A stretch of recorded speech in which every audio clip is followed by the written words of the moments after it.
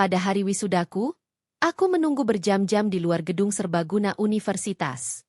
Toga hitam tergantung di bahuku, sementara tabung ijazahku genggam erat seperti satu-satunya bukti bahwa perjuanganku selama ini nyata. Tapi tidak ada seorang pun dari keluargaku yang datang. Aku berdiri di sana sendirian, menatap wajah-wajah bahagia wisudawan lain yang dikelilingi orang tua mereka. Ada yang tertawa, ada yang menangis haru, ada yang sibuk berfoto sambil memamerkan buket bunga raksasa dan balon warna-warni. Aku menunggu. 1 jam, 2 jam, 4 jam.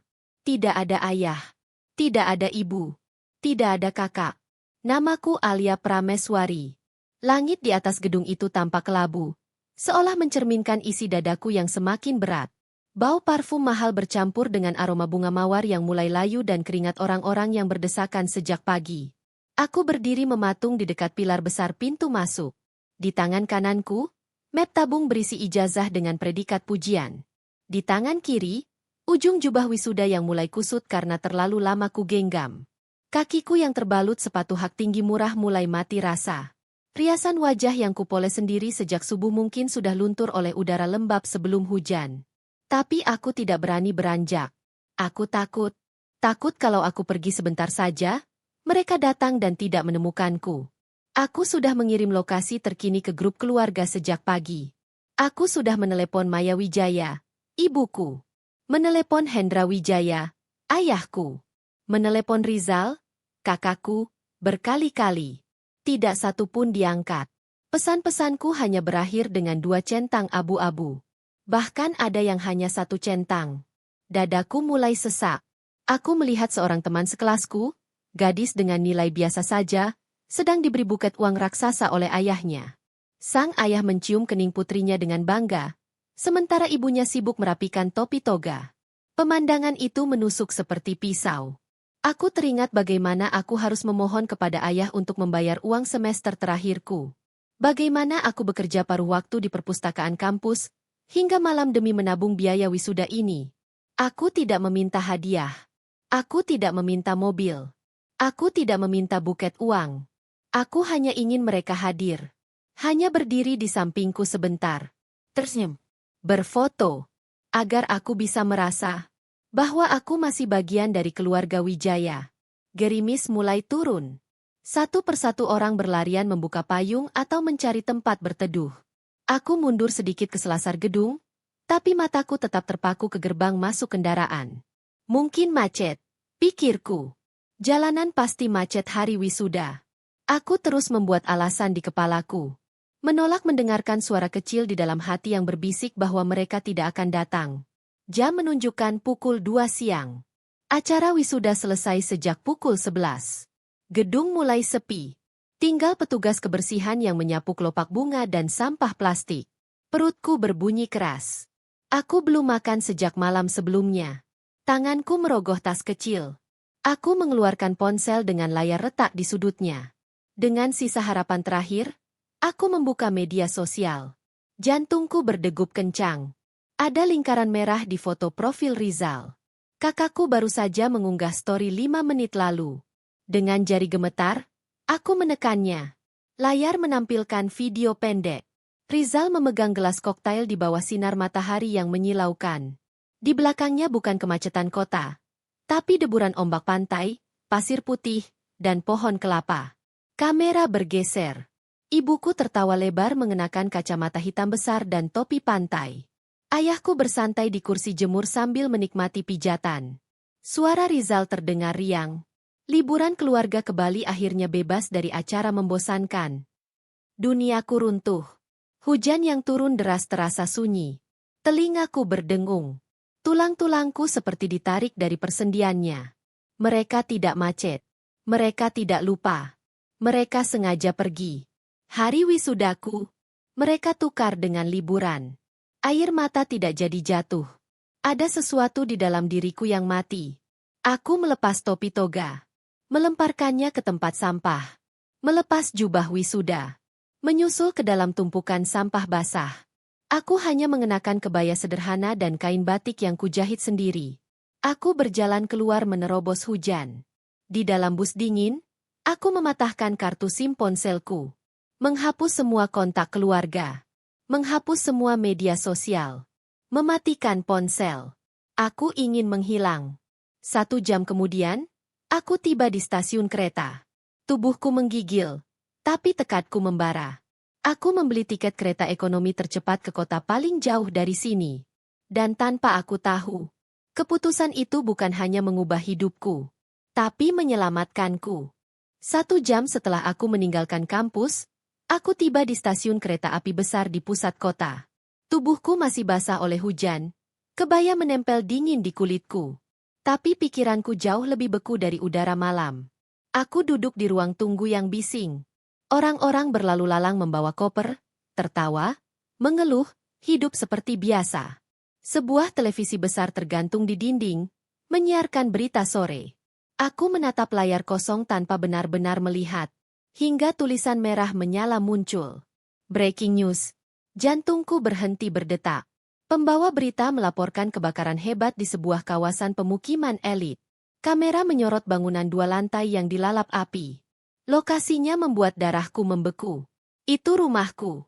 Rumah keluarga Wijaya. Api menjilat atap, asap hitam membumbung. Petugas pemadam terlihat kewalahan. Reporter di lapangan berbicara dengan suara tegang. Berdasarkan informasi tetangga, seluruh keluarga sedang berlibur keluar kota.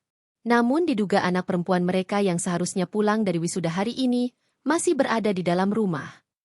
Napas tercekat di tenggorokanku. Petugas menduga korban terjebak di kamar lantai 2 yang telah runtuh total.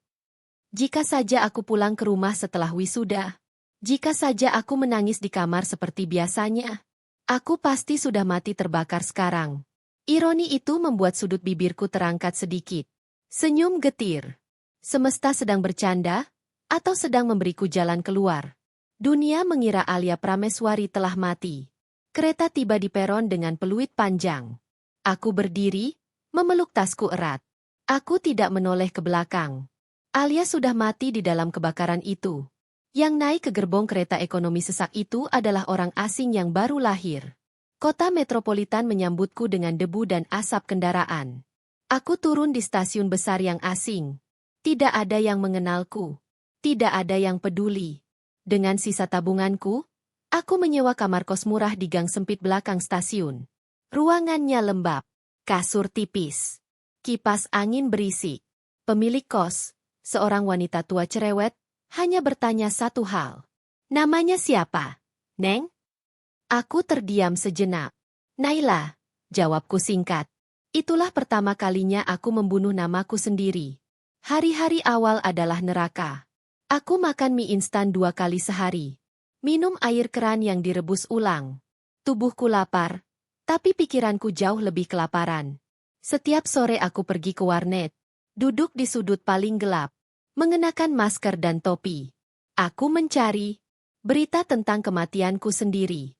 Dan aku menemukannya. Kasus kebakaran rumah keluarga Wijaya menjadi berita nasional. Di layar komputer buram, aku melihat konferensi pers. Ibuku, Maya Wijaya, menangis histeris memeluk bingkai fotoku. Menyesal tidak berada di rumah. Mengaku sedang berobat keluar kota, bukan liburan. Kebohongan mengalir mulus dari bibirnya.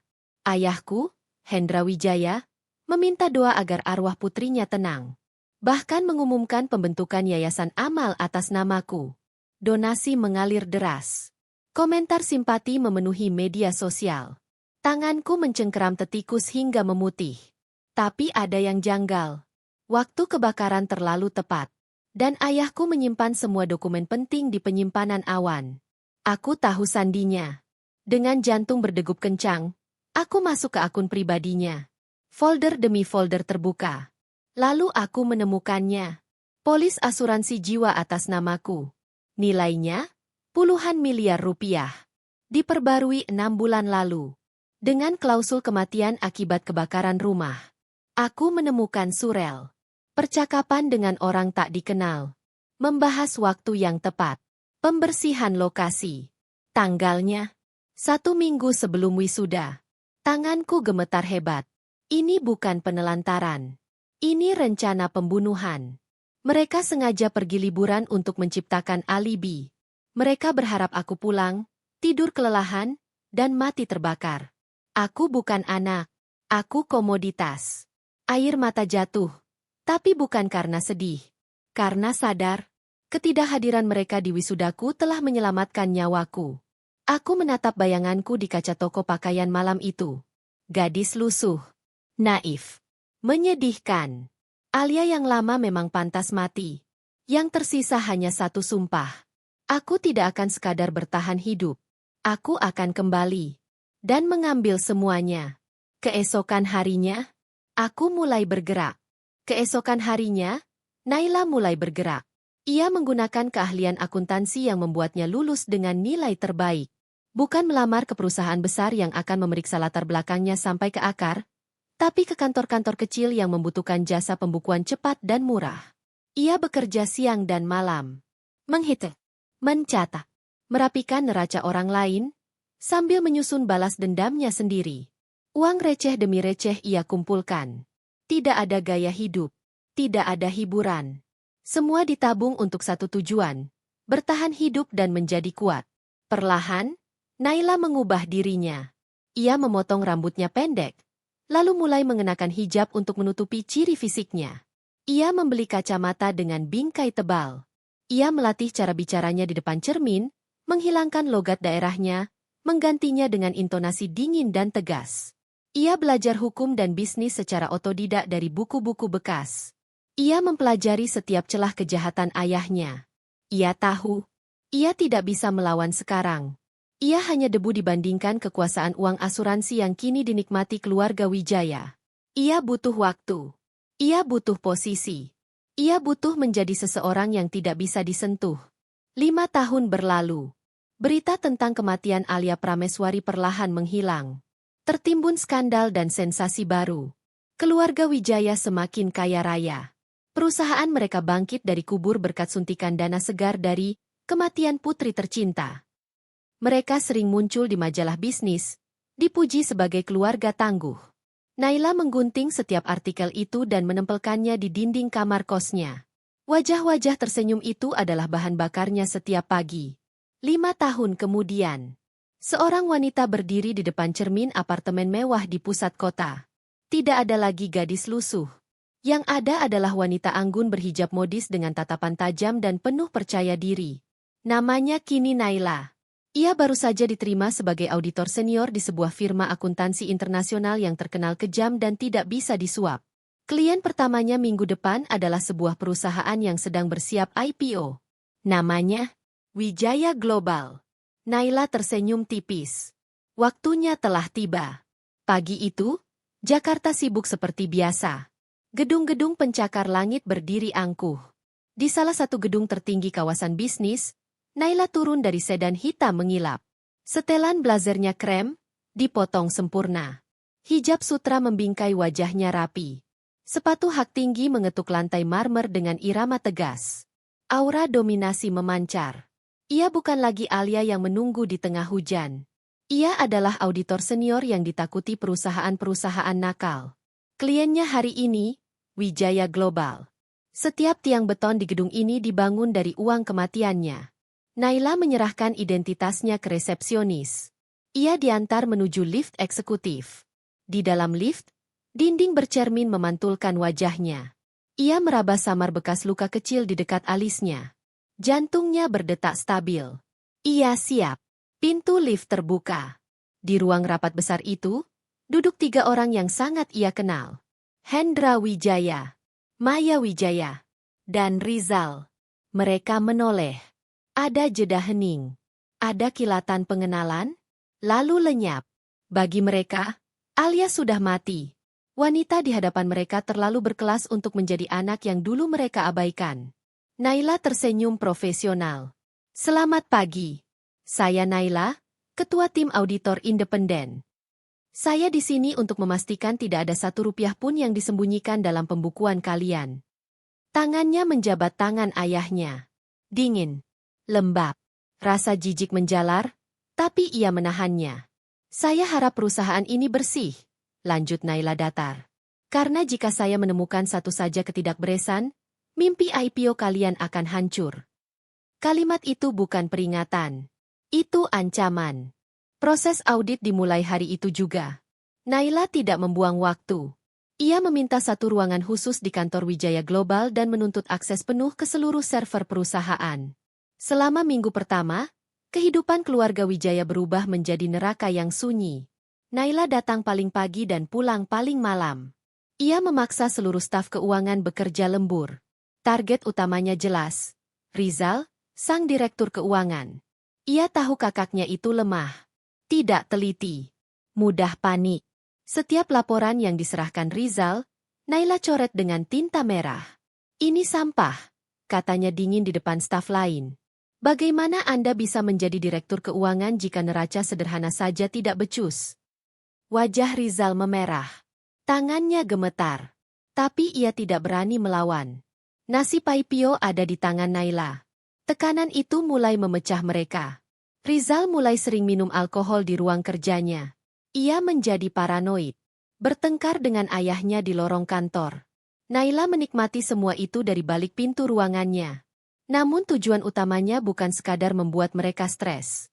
Ia mencari bukti. Minggu kedua, lembur sendirian di kantor yang sepi, Naila berhasil menembus lapisan terdalam server pribadi Hendra Wijaya. Ayahnya terlalu sombong untuk menghapus bukti. Ia menyimpan trofi. Naila menemukan transaksi mencurigakan. 500 juta rupiah pada hari wisudanya. Keterangan, jasa konsultasi keamanan.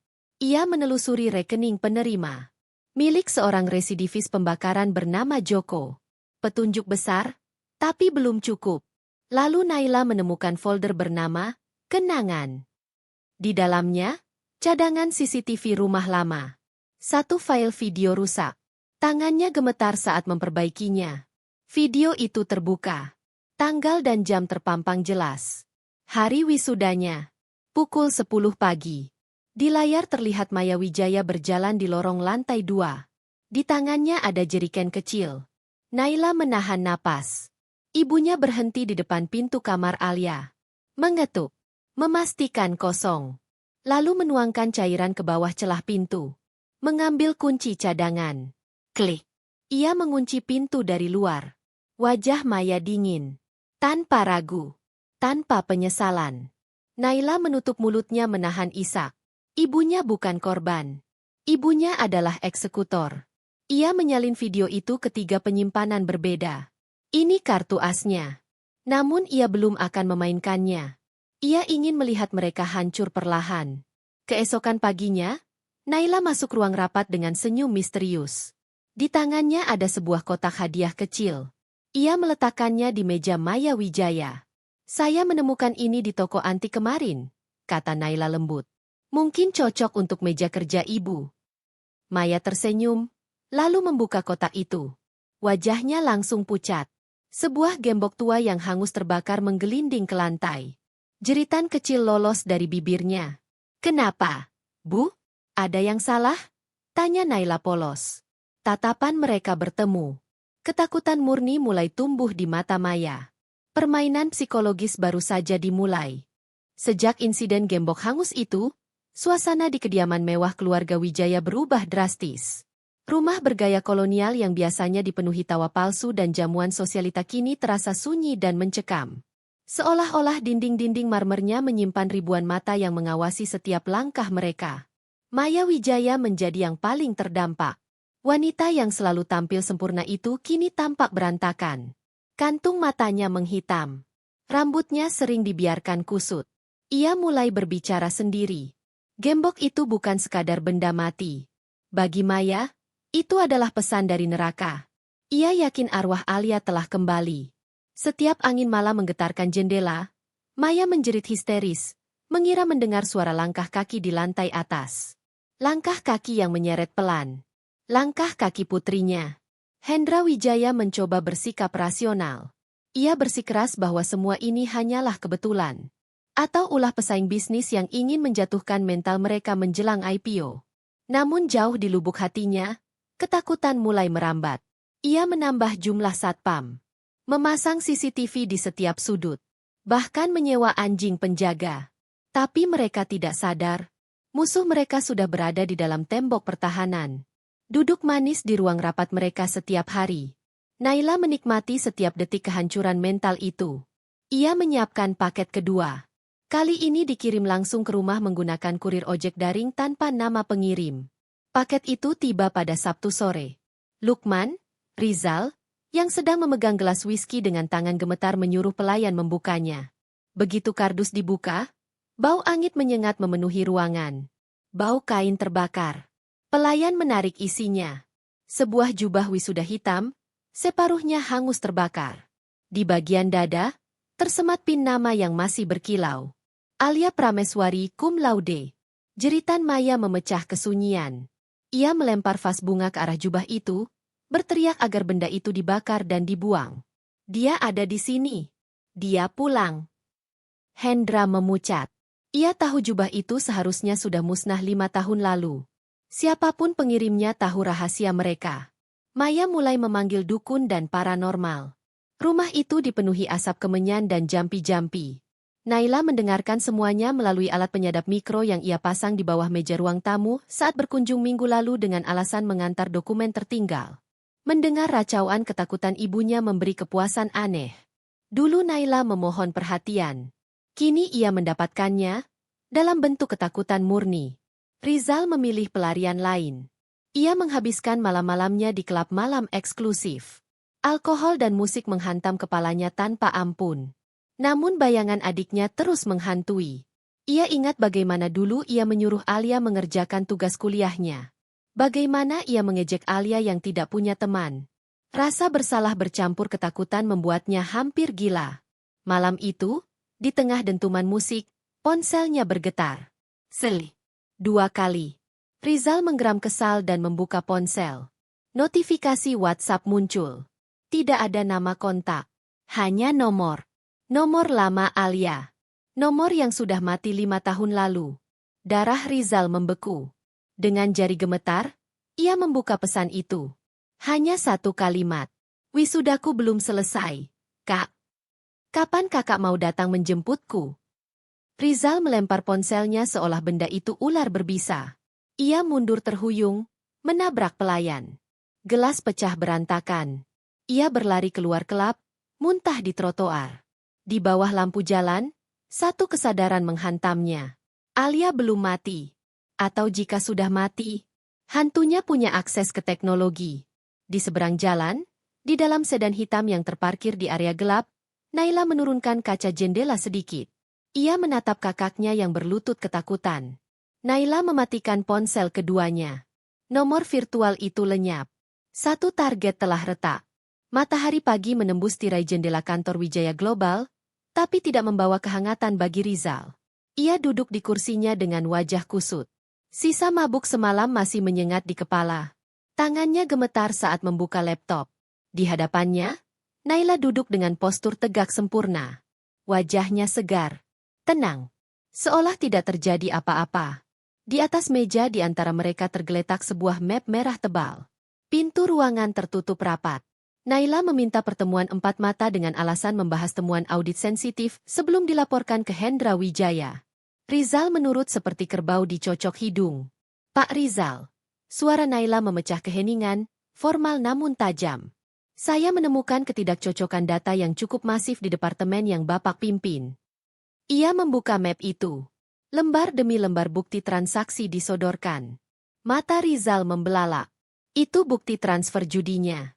Pembelian mobil sport atas nama pacarnya. Tagihan kartu kredit yang membengkak. Selama ini, Rizal mencuri uang perusahaan ayahnya sendiri. Ini bisa saya jelaskan. Rizal tergagap. Hanya pinjaman sementara. Naila tersenyum miring. Penggelapan dana perusahaan senilai 15 miliar rupiah, katanya datar. Ancaman hukumannya cukup lama. Rizal merosot di kursinya. Tolong jangan laporkan. Suaranya pecah. Saya akan lakukan apa saja. Naila memajukan tubuhnya. Saya bisa membantu, bisiknya. Saya bisa mengubur temuan ini. Rizal menatapnya penuh harap. Apa syaratnya? Naila menatap lurus ke matanya. Saya ingin Bapak menyerahkan Hendra Wijaya kepada saya. Rizal tersentak. Saya tahu tentang kebakaran 5 tahun lalu. lanjut Naila datar. Itu bukan kecelakaan. Pertahanan Rizal runtuh. Teror, rasa bersalah, dan ancaman penjara bercampur menjadi satu. Itu ide Papa, katanya akhirnya, suara bergetar. Papa yang merencanakan semuanya. Mama yang mengunci pintu, tapi Papa yang menyuruh. Naila mengangguk puas. Ia mengeluarkan alat perekam kecil dari sakunya. Sudah menyala sejak awal. Bagus. Tapi saya butuh bukti fisik. Rizal menelan ludah. Di balik lukisan di ruang kerja Papa, ada buku catatan hitam dan flash disk. Naila berdiri. Ambil malam ini. Besok bawa ke saya. Rizal mengangguk putus asa.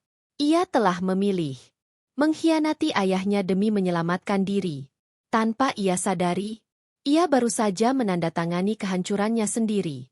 Malam perayaan gala dinner menyambut penawaran umum perdana saham Wijaya Global digelar dengan kemewahan yang melampaui akal sehat. Ballroom Hotel Bintang 5 di pusat Jakarta berubah menjadi lautan emas dan kristal. Lampu gantung raksasa berkilauan di langit-langit, memantulkan cahaya ke lantai marmer yang licin mengilap. Ratusan tamu undangan memenuhi ruangan. Investor kelas kakap, pejabat pemerintah, sosialita ibu kota, wartawan. Bau parfum mahal bercampur aroma steak wagyu dan hidangan laut. Di tengah kemegahan itu, keluarga Wijaya berdiri di atas panggung bak raja dan ratu. Hendra Wijaya tampak gagah dalam tuxedo hitam. Senyumnya lebar dan terlatih. Di sampingnya, Maya Wijaya mengenakan gaun malam bertabur berlian. Wajahnya dipoles tebal menutupi jejak stres dan kurang tidur. Sedikit di belakang, Rizal berdiri dengan wajah pucat dan berkeringat. Matanya gelisah terus melirik ke pintu masuk. Pagi tadi, Rizal telah menyerahkan buku hitam dan flash disk milik ayahnya kepada Naila di sebuah kafe terpencil. Sebagai gantinya, Naila menyerahkan kembali berkas asli bukti penggelapan dana Rizal dan berjanji akan memusnahkan salinannya setelah malam ini selesai. Rizal merasa lega, sekaligus mual. Ia telah menjual ayahnya sendiri. Tepat pukul 8 malam, pintu utama ballroom terbuka lebar. Semua kepala menoleh. Naila melangkah masuk. Ia tidak mengenakan pakaian kerja. Malam ini ia mengenakan gaun panjang merah marun yang anggun, dipadukan dengan hijab sutra hitam. Langkahnya tenang. Tatapannya tajam. Aura dominasi memaksa kerumunan memberi jalan. Ia bukan tamu biasa. Ia adalah auditor utama. Penentu nasib. Hendra melambaikan tangan dari panggung. "Ah, Ibu Naila, pahlawan kita malam ini," serunya melalui mikrofon. Naila tersenyum tipis dan duduk di kursi depan, tepat menghadap panggung.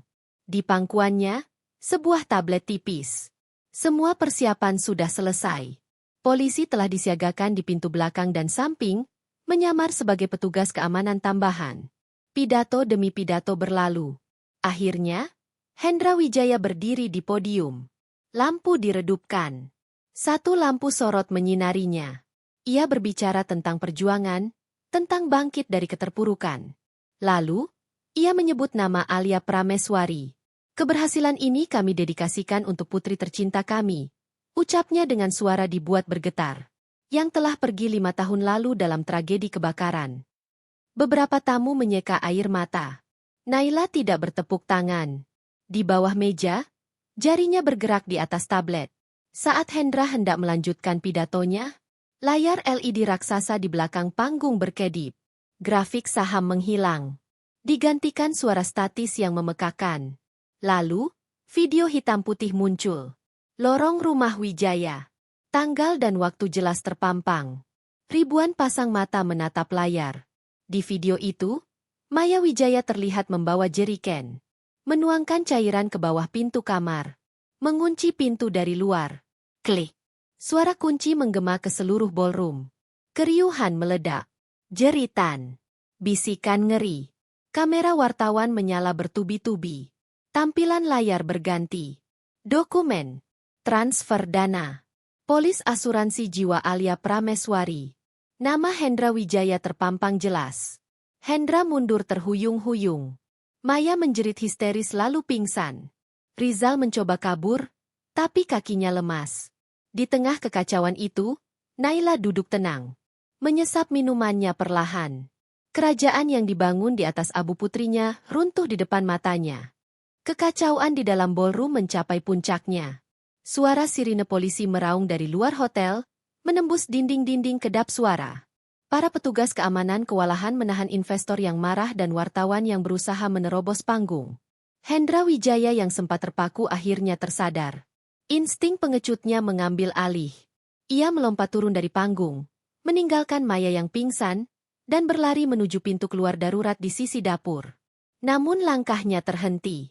Di tengah kerumunan yang panik, seorang wanita berbaju merah marun berdiri tegak menghalangi jalannya. Naila. Ia berdiri tenang, seperti batu karang di tengah badai. Tatapannya menusuk. Jarak mereka hanya beberapa meter, tapi terasa seperti jurang antara hidup dan neraka. Minggir, hardik Hendra dengan suara parau. Kau yang melakukan ini semua. Siapa kau sebenarnya? Ia mencoba mendorong Naila. Tubuh Naila tidak bergeming sedikitpun. Dua polisi berpakaian preman maju selangkah, tapi Naila mengangkat tangan memberi isyarat agar mereka menunggu. Kau bertanya siapa aku? Tanya Naila lembut. Suaranya tenggelam di telinga Hendra yang panik. Ia melangkah maju perlahan. Hendra mundur hingga punggungnya menabrak meja prasmanan. Piring-piring jatuh pecah berserakan. Tangannya gemetar. Dengan gerakan pelan dan disengaja, Naila melepas kacamata tebalnya. Lalu ia mengambil tisu basah dari tasnya dan menghapus lapisan riasan tebal di sudut rahang kanannya. Sebuah tanda lahir berbentuk bulan sabit muncul. Wajah Hendra membeku. Matanya membelalak. Ia mengenali tanda itu. Rania. Alia. Potong Naila dingin. Alia Prameswari sudah mati. Aku yang berdiri di sini adalah Naila. Hendra menggeleng putus asa. Tidak mungkin. Aku sudah mengurus akta kematianmu. Abu dari rumah kosong yang Bapak bakar demi uang. Balas Naila tajam. Saya tidak pernah ada di rumah itu. Saya menunggu di kampus. 4 jam. Di tengah hujan. Suara Naila meninggi untuk pertama kalinya. Ketidakhadiran kalianlah yang menyelamatkan nyawa saya. Hendra meraung marah. Kau menghancurkan hidupku. Semua ini kubangun dengan susah payah. Kau yang menghancurkannya sendiri, balas Naila. Saat kau memutuskan nyawaku lebih murah daripada utang perusahaanmu. Hendra menerjang Naila. Namun sebelum tangannya menyentuhnya, polisi langsung menyergap. Borgol mengunci pergelangan tangannya. Di sisi lain ruangan, polisi memborgol Maya yang baru sadar. Rizal ditangkap di dekat pintu keluar. Hendra menoleh sekali lagi ke arah Naila. Matanya penuh kebencian dan ketidakpercayaan. Kenapa? Alia? Kenapa kau tega? Naila mendekat, cukup dekat untuk berbisik. Karena aku adalah investasi terbaikmu yang gagal kau cairkan. Ayah. Dan malam ini, jatuh temponya. Polisi menyeret Hendra pergi. Sorotan kamera menyilaukan. Naila berdiri sendirian di tengah ballroom yang porak-poranda. Ia menarik napas panjang. Untuk pertama kalinya, ia merasa benar-benar hidup. Malam penangkapan itu menjadi awal dari mimpi buruk yang panjang dan nyata bagi keluarga Wijaya. Lampu kamera wartawan yang menyilaukan di ballroom Hotel Bintang 5 kini berganti dengan lampu neon putih yang berdengung suram di lorong kantor polisi. Hendra Wijaya duduk di ruang interogasi sempit dan dingin. Jas mahalnya telah dilucuti, diganti dengan baju tahanan oranye yang kasar dan berbau apek. Tangan yang biasa menandatangani cek miliaran kini terbelenggu borgol besi dingin. Di hadapannya, seorang detektif senior melempar tumpukan berkas tebal ke meja. Debumannya membuat Hendra tersentak. Bukti-bukti itu begitu lengkap dan mematikan. Catatan aliran dana. Surel konspirasi. Rekaman CCTV yang direstorasi. Hendra mencoba menyangkal. Menggertak. Menyuap. Namun semua kata mati di tenggorokan. Hartanya telah dibekukan. Pengacaranya enggan mengangkat telepon. Ia sendirian. Di sel tahanan wanita, Maya Wijaya mengalami kehancuran mental total. Ruangannya sempit, panas, dan berbau pesing. Tidak ada kasur empuk. Tidak ada pelayan. Tidak ada pendingin ruangan. Ia meringkuk di sudut sel. Menangis. Meracau. Bayangan Alia terus menghantuinya. Ia menjerit di malam hari, merasa ada tangan dingin mencekik lehernya. Ampun. Alia, Mama jangan dikunci, Mama jangan dibakar. Kewarasannya runtuh perlahan. Rizal tidak bernasib lebih baik. Tubuhnya yang terbiasa hidup mewah kini harus bertahan di sel penuh sesak. Ia menjadi sasaran intimidasi. Tanpa alkohol, tubuhnya mengalami putus zat parah. Menggigil. Kejut. Setelah itu, ia menjadi pesuruh. Memijat kaki napi lain. Mencuci piring. Menunduk. Harga dirinya diinjak hingga rata. Penyesalan datang terlambat. Persidangan berlangsung berbulan-bulan. Kasus ini menjadi skandal nasional. Setiap kali keluarga Wijaya digiring ke pengadilan, massa melempar telur busuk dan meneriakkan caci maki. Di ruang sidang, jaksa membacakan kejahatan mereka satu persatu. Momen paling menyakitkan datang saat Naila dihadirkan sebagai saksi kunci. Ia datang rapi dan tenang. Bukan sebagai korban, tapi sebagai pemenang. Hakim mengetuk palu. Hendra Wijaya divonis penjara seumur hidup. Maya Wijaya divonis 20 tahun penjara. Rizal divonis 15 tahun penjara. Seluruh aset mereka disita negara. Tidak ada belas kasihan. 6 bulan setelah vonis. Langit Jakarta cerah. Naila berdiri di balkon apartemen barunya, memegang secangkir teh hangat. Angin laut menerpa wajahnya. Semua sudah selesai. Sebagian aset hasil kejahatan dikembalikan kepadanya sebagai restitusi. Puluhan miliar rupiah. Uang itu berbau darah. Naila tidak menggunakannya untuk diri sendiri. Ia mendonasikan seluruhnya ke sebuah panti asuhan bagi anak-anak korban kekerasan dan penelantaran. Pastikan tidak ada satupun dari mereka yang merasa dibuang, katanya pelan. Saat menandatangani akta hibah itu, beban di pundaknya terangkat sepenuhnya. Sore itu, ponselnya berdering. Arga, rekan senior di firma audit. Kamu jadi makan malam? Naila tersenyum. Ya, kirim lokasinya. Ia menatap dirinya di kaca spion mobil. Tidak ada lagi Alia yang naif. Tidak ada lagi korban kebakaran. Yang ada hanyalah Naila. Identitas yang ia bangun sendiri. Ia menyalakan mesin mobil dan melaju meninggalkan masa lalu. Ia tidak menoleh ke belakang. Tidak ada yang perlu dilihat.